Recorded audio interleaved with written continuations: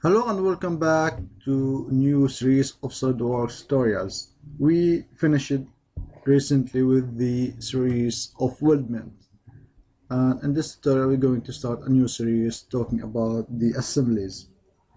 So we remember when we started the SolidWorks, when we start making new parts, you click into new, you have three options. You have the part, assembly, and drawing. And now we're going to talk about assembly and see how it works. And later on we will going to talk about the drawings. So here you have the assembly icon and click OK when you are done. And here you started a new interface talking about the assemblies. And as you notice, the interface is quite different a little bit from the part interface. You have the edge component, insert component, and so on. So now let's start to insert our first component.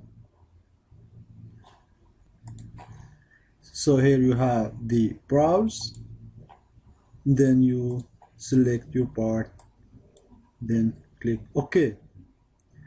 So as you notice here, you are moving your part everywhere and click where you want to add your part. So when you are doing this, the part should be stick on the origin. This is what we're going to talk about in the next tutorial, but in this tutorial we're going to have an introduction about the assemblies interface.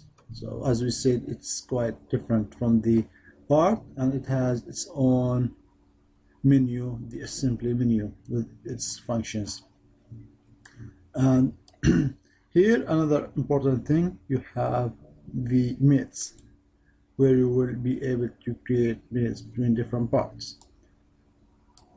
And if you have a look in here, you will notice the F at the beginning of this part, which indicate that part is fixed.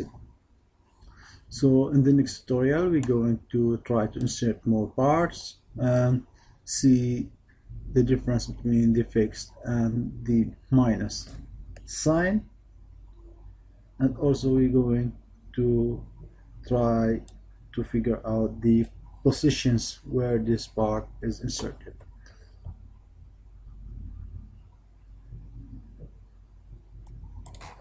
Also, one thing else I want to mention about, in the mates, they are indicating the type of the mates between the parts, and there are many levels starting with the first or the basic mates, then to the advanced. In this series I'm going to try to cover most of the mates.